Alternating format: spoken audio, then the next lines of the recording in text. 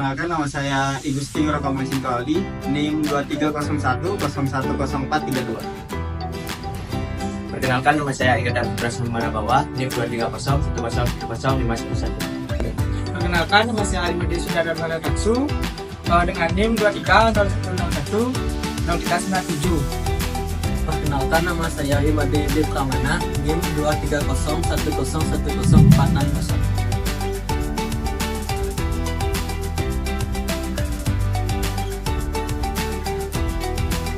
Salah satu sumber daya alam yang melimpah di Indonesia adalah air. Indonesia memiliki banyak sekali mata air alami yang sehat dan dapat diminum oleh manusia. Salah satu mata air yang ada di Indonesia adalah mata air Sigedang yang terletak di Kecamatan Poloharjo, Klaten. Melihat hal tersebut, jelas saja air dapat menjadi peluang bisnis yang menjanjikan bagi sebuah perusahaan yang beraktivitas pada bidang memproduksi air minum dalam kemasan.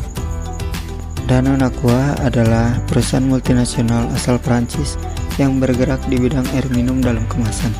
Bermerek dagang Aqua, Danone Aqua menguasai pangsa pasar terbesar yang ada di Indonesia bahkan Asia Tenggara. Dalam kasus masuknya Danone Aqua di Kecamatan Poloharjo, Klaten ini cukup unik. Masyarakat setempat tidak menghendaki keberadaan Danone Aqua di daerah mereka. Namun, pemerintah daerah tetap memberikan izin bagi Danone Aqua untuk beraktivitas. Pada tahun 2002, Danone Aqua masuk ke Kecamatan Poloharjo, Klaten, dan membangun pabrik di sana di bawah naungan PT Tirta Investama. Danone Aqua mengambil air di bawah tanah yang berasal dari mata air Sigedang dan kemudian diproses sedemikian rupa menjadi air mineral layak minum. Pembangunan pabrik yang dilakukan oleh Danone Aqua tidaklah mudah.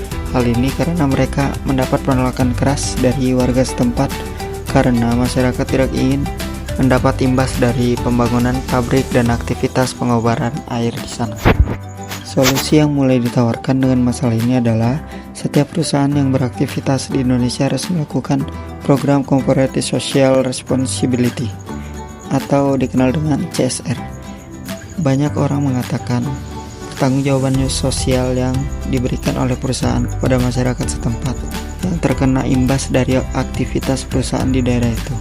Peraturan itu sendiri sudah ada di dalam Undang-Undang Nomor 25 Tahun 2007 tentang penanaman modal dan Undang-Undang Nomor 40 Tahun 2007 tentang perseroan terbatas.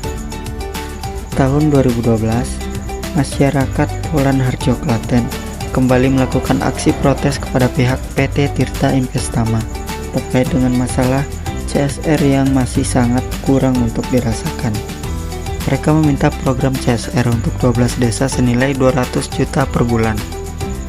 Tenaga kerja yang kurang merata, dampak lingkungan yang diakibatkan oleh kendaraan transportasi yang kelebihan muatan, dampak menurunnya debit air, kurangnya kepedulian pabrik terhadap lingkungan sekitar dan tidak adanya keterbukaan dari perusahaan dan pemerintah Kabupaten Klaten mengenai restribusi yang dikembalikan ke Poloharjo.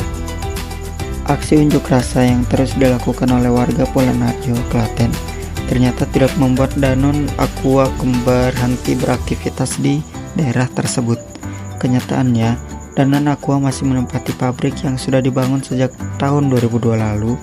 Dalam hal ini, mungkin saja ada ketindak lanjut secara nyata yang dilakukan oleh Danone Aqua dalam menanggapi aksi protes yang dilakukan oleh masyarakat Poloharjo, Klaten melalui pendekatan langsung kepada masyarakat dan melalui diskusi bersama masyarakat dan pemerintah setempat untuk mencari titik terang.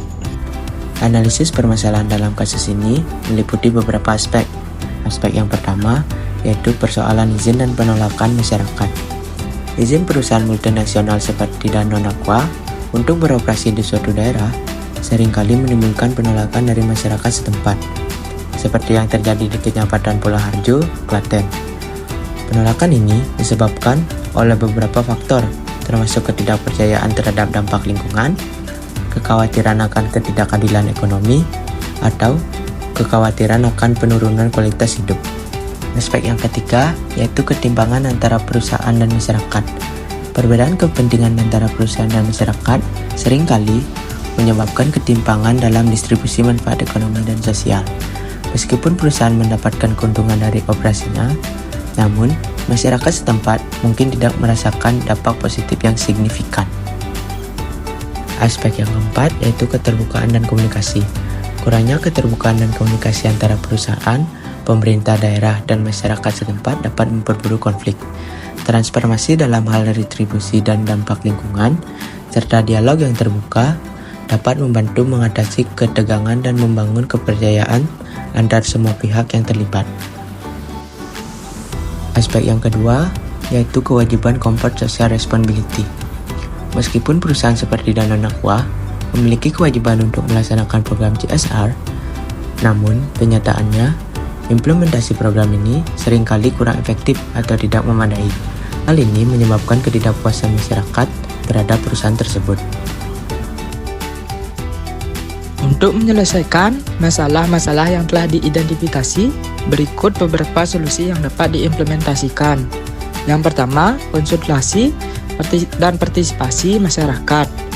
Sebelum mengajukan izin atau melakukan ekspansi, perusahaan perlu melakukan konsultasi intensif dengan masyarakat setempat. Ini dapat mencakup dialog terbuka, sesi pengajuan, pertanyaan dan jawaban, serta mengakomodasikan kekhawatiran masyarakat. Yang kedua, peningkatan implementasi program CSR. Perusahaan perlu meningkatkan efektivitas program CSR mereka dengan lebih fokus pada kebutuhan real masyarakat setempat. Ini bisa berarti mengalokasikan sumber daya untuk pendidikan, pelatihan keterampilan, atau infrastruktur lokal. Yang ketiga, kementerian dengan masyarakat. Perusahaan harus membangun kementerian yang kuat dengan masyarakat setempat, melibatkan mereka dalam pengambilan keputusan dan memberikan mereka akses ke manfaat ekonomi dari operasi perusahaan. Yang keempat, meningkatkan keterbukaan dan transparansi. Perusahaan harus lebih terbuka tentang operasi mereka, termasuk dampak lingkungan dan retribusi yang dibayarkan kepada pemerintah daerah. Informasi ini harus tersedia untuk masyarakat umum dan disampaikan dengan cara yang mudah dan dipahami. Yang kelima, respon yang jelas terhadap protes. Perusahaan harus merespon protes masyarakat dengan jelas dan secara terbuka. Ini dapat menyelenggarakan pertemuan publik, menjawab pertanyaan masyarakat, dan jika memungkinkan, membuat perubahan operasional untuk mengatasi kekhawatiran yang diungkapkan. Yang keenam, komunikasi efektif antara pihak terkait. Pemerintah daerah, perusahaan, dan masyarakat setempat perlu meningkatkan komunikasi dan kolaborasi mereka. Ini dapat dicapai melalui forum reguler, kelompok kerja bersama, atau komite penyelesaian sengketa yang melibatkan semua pihak terkait. Selanjutnya ada kesimpulan dan saran. Kesimpulannya yaitu PT Danone memiliki reputasi yang kuat dalam hal produk berkualitas dan komitmen pada kesehatan dan keberlanjutan. Komunikasi yang transparan dan terbuka dengan masyarakat sekitar sangat penting. Mereka mungkin berupaya untuk terus berinteraksi dengan masyarakat sekitar untuk mendengarkan masukan, memahami kekhawatiran mereka, dan menjelaskan langkah-langkah yang diambil perusahaan untuk menjaga lingkungan dan kesehatan masyarakat. Selanjutnya ada saran. Memperkuat komunikasi tentang inovasi produk dan keberlanjutan untuk memperkuat citra merek sebagai pemimpin dalam memenuhi kebutuhan konsumen yang berkembang. Membangun kemitraan dengan pemangku kepentingan lokal dan berperan aktif dalam inisiatif sosial dan lingkungan untuk memperkuat kehadiran PT Danone di komunitas lokal.